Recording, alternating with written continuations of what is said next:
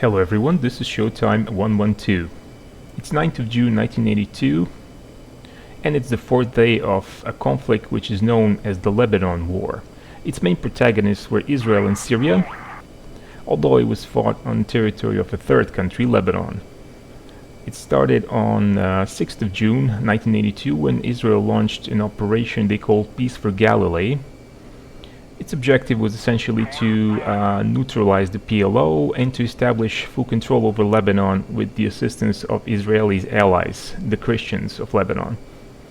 Syria was also deeply involved in the country, and they were not willing to just let go of their influence, so they decided to move in with their forces and attempt to stop Israel. In order to protect their ground forces from a powerful Israeli Air Force, they decided to use a system which had previously worked very well.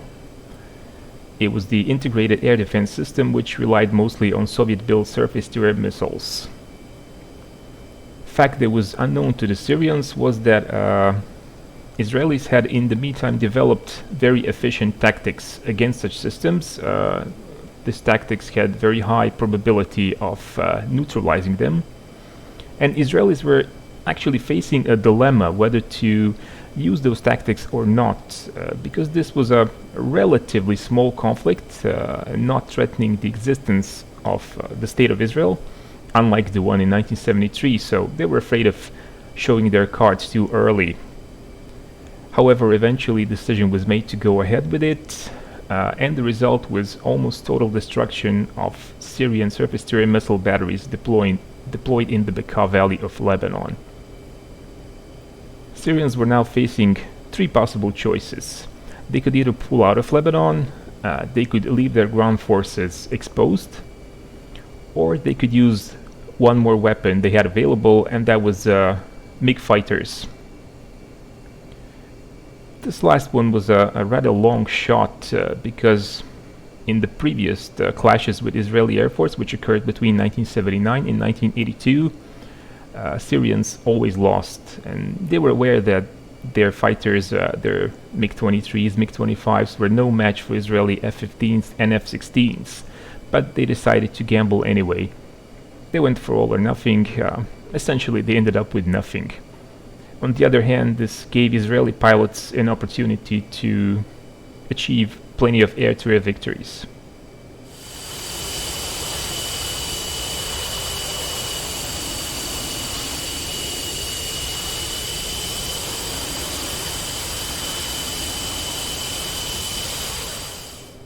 Our pilot today is Moshe Melnik, one of the most famous Israeli pilots. He had previously achieved A status flying F-4 Phantoms in 1973 war. He was the first F-15 pilot in history to score an air-to-air kill in 1979, and he also participated in the famous Operation Opera in 1981, where Israeli Air Force destroyed Iraqi nuclear reactor. He's now leading a flight of 4 F-15s on a combat air patrol over southern Lebanon.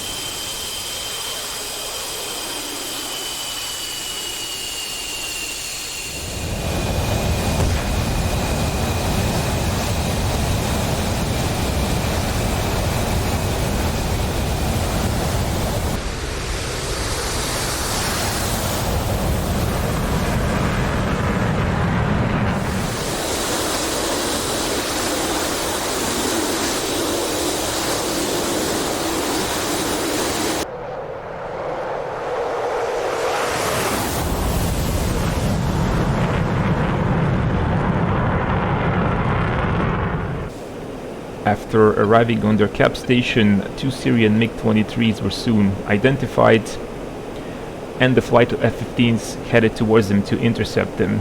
Each of the sections took one of the MiGs, the first section led by Moshe Melnik, and the second section was led by number 4, Avi Maur, because the section leader had some technical difficulties.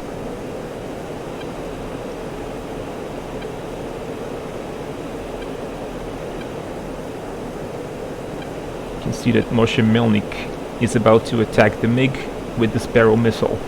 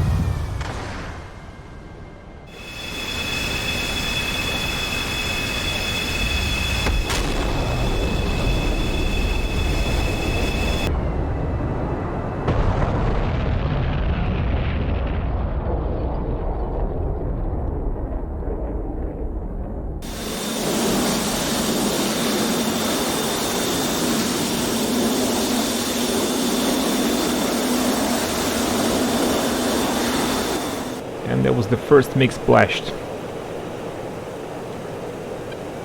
The second element attacked their own MiG-23 with a short-range infrared homing missile.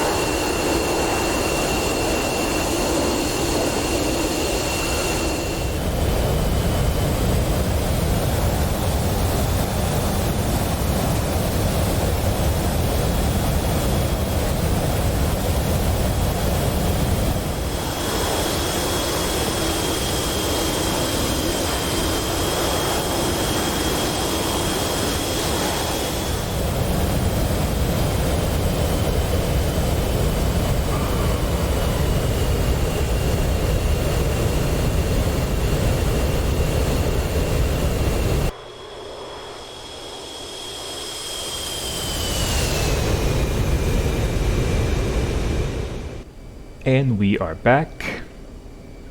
F-15 has once again demonstrated complete superiority over Syrian fighter types.